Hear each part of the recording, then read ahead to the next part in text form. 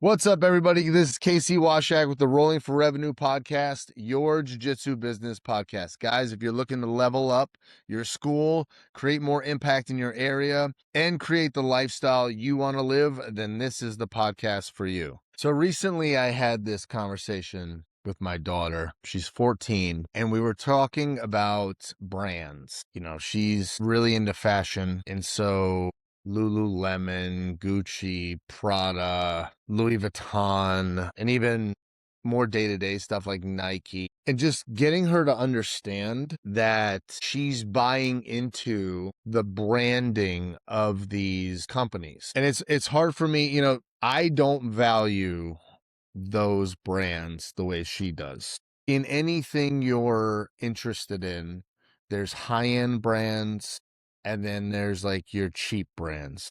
And in many cases, those items are produced in the same factories. The Nike sneakers are produced in the same factories as the Walmart sneakers. You're not paying for the quality of the sneaker. You're paying for the swoosh, that branding. Nike is synonymous with like performance, just do it, high-end quality athletic gear. And Walmart is your place where you can get everything, right? The reason why I'm bringing this up is we need to be very aware of how we position our schools. Are we Nike or are we Walmart? And in getting my daughter to understand this, I'm hoping she understands how she positions herself, how she positions whatever product or thing she wants to get into, determines how others are going to see those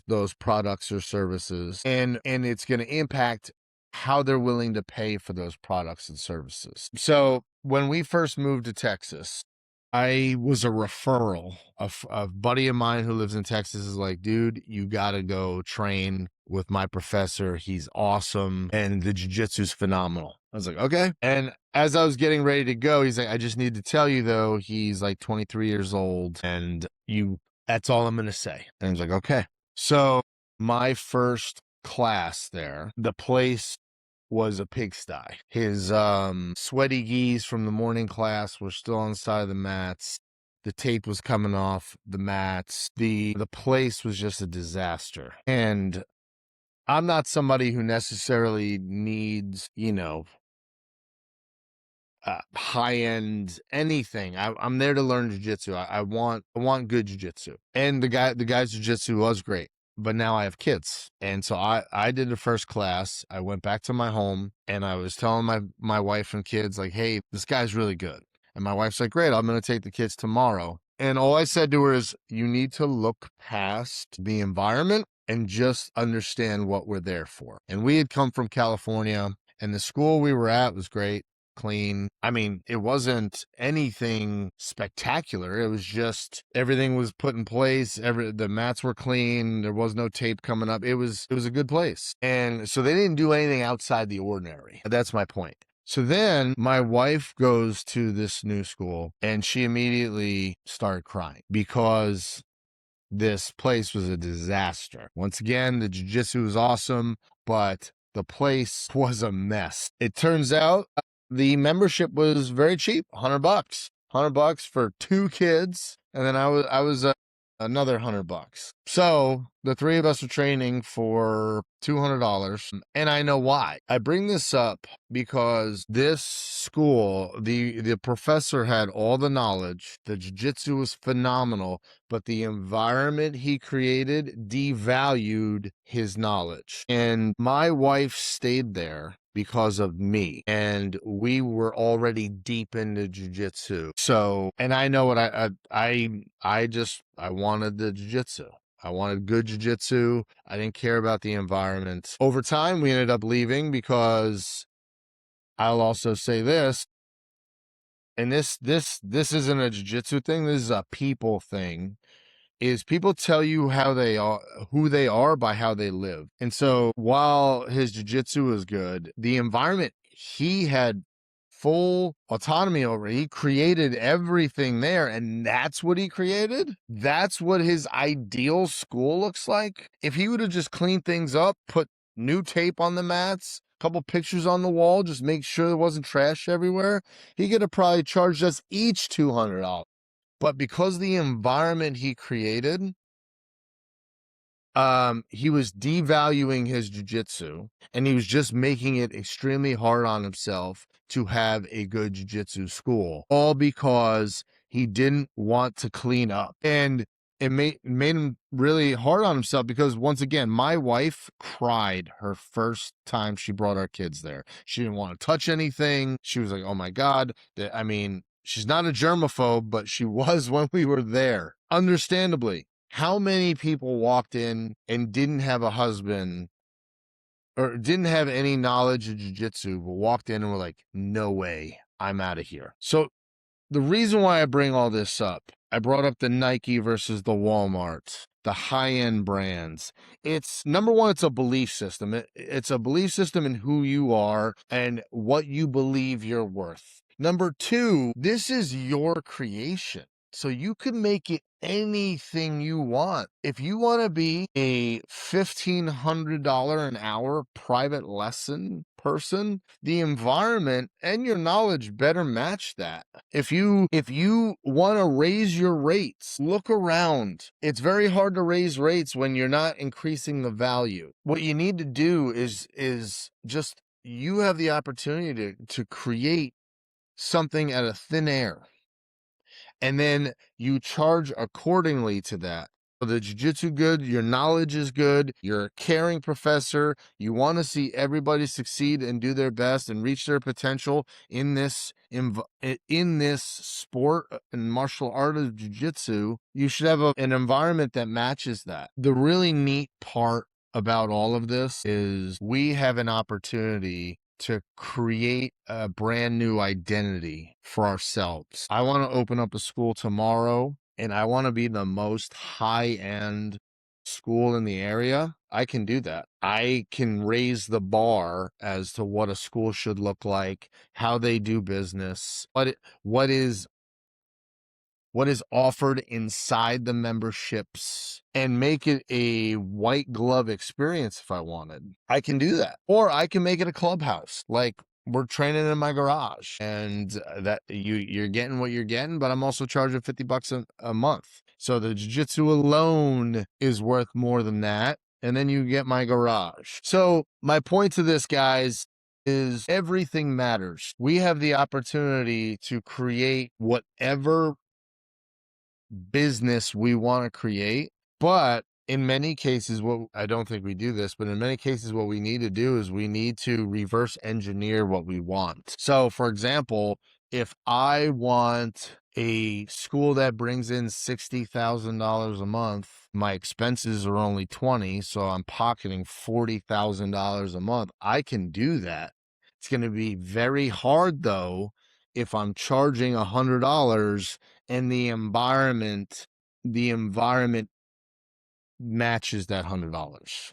That environment is not clean, the environment's not welcoming, the environment has poor lighting. All of that matters. So this is what I really enjoy about business, is it's all a recipe in creating an outcome, a personal outcome. I'm not talking about you wanting to make champions and things like that. What I'm talking about is what you want to put in your pocket and the lifestyle you want to live from pouring into other people. So that's really all we're doing, is pouring into other people with this vehicle of jiu-jitsu. But what do I want from that? Now, let's reverse engineer that. If I want to charge $75 a month for jiu-jitsu and I'm scraping by, my school most likely is going to look like it's scraping by, and people are not going to see the value. Now on the flip, if I'm $300 a month and everything's pristine, and I mean, there's schools that have coffee shops in their schools. They're creating this really cool environment to where people want to hang out. So it becomes more than just a jiu-jitsu school. It becomes a hangout during, before, during, and after jiu-jitsu. So this is the really neat part about it, is we are in charge of our own destiny. And but sometimes I'm not sure if we realize that. And a lot of times we're piecing this thing together with duct tape. We're putting everything on the line. Maybe we didn't come into this with a lot of money. And so we're doing the best we can with what we have, but all those little things matter. And that's what I want to get across this is it doesn't cost much to take some Windex or whatever and take the scuffs off the walls. It doesn't cost much to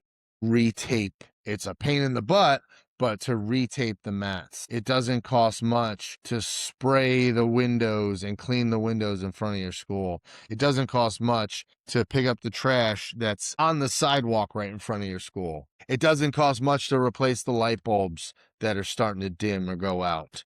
It doesn't, all these things are cheap, but they all matter. And that's what I want to get across in this is these little decisions. They're little decisions that we're choosing not to do impact. It makes it just a little bit harder for us to sell that next membership, to get that next person in here. And especially moms. Moms control this whole thing. And women want what's best for their kids. And they want to know their kids are safe and there's cleanliness and their kids aren't going to get some weird fungus being on the mats. And so all of these little things matter inside our schools. And I just don't think we realize the impact that they have when they're not done. And so it just makes it that much harder for us to impact more lives. We're actually in our own way. So guys, what I want you to do is I want you to gather up 2 or 3 of some of your most diehard parents in your gym. 2 or 3 of them. Most likely they're going to be the moms. But give them a pen and paper and say, I want you to go around and I want you to pick out all the things that bother you. And you're going to get a list. And the beautiful part is don't do this with a brand new person. But if I went to your gym, this is immediately what I'm looking at. I'm looking for the things out of place. I'm looking at the things that don't belong. And I do that in my own schools and in my own personal training studios. I walk in and I try to have the vision of a brand new person. What are they seeing? And so I want you to gather 2 or 3 of your diehard parents. These parents love you, that like you're basically a part of the family. This way, number 1, they're not going anywhere. Number 2, you're letting them into like your almost like your inner circle and asking for their advice. That's going to empower them. They're going to feel like they are more a part of this place because you trust their judgment.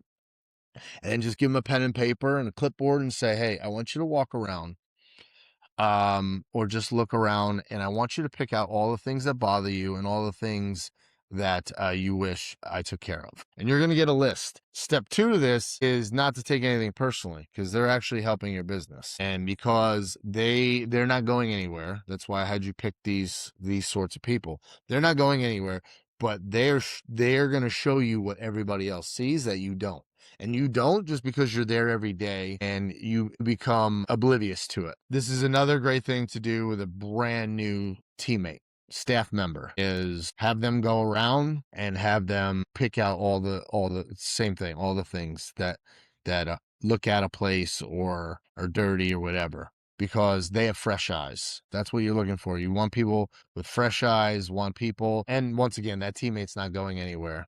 And the parents aren't going anywhere. So you can get good feedback without blowback, meaning they're not going to be like, you know what? This place is a dump. I'm out of here, because you're asking for their help. Ask them, start it with, can you do me a favor? I need your help. I need you to point out, I want you to take this pen and paper. You're not going to hurt my feelings. I want to do better. So I need you to point out the things that are out of place, the things that are dirty, the things that you wish were fixed. And don't leave any stone unturned. Go for it. All right, guys, you'll be surprised at the answers you get. And once again, just have a strong stomach for this, because you're going to get things and you're going to want to argue back, fight back, whatever. But don't. Just take the hits and then make the improvements.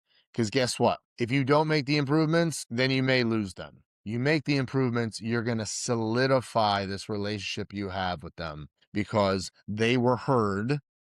Number one, you reached out to them, you asked them for a favor. People love favors, they love to help others. So you asked them for a favor, they gave you their input, but then once you make those changes, they're the first ones who are going to see it, and you're going to like solidify this relationship.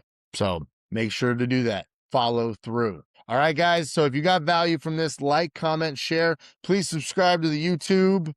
We're trying to grow that, more content putting out on there, and go to rollingforrevenue.com. Get your Rolling for Revenue book. It's free. Just pay for the shipping. And until next time, I'll see you on the mats. Keep changing lives. Take care.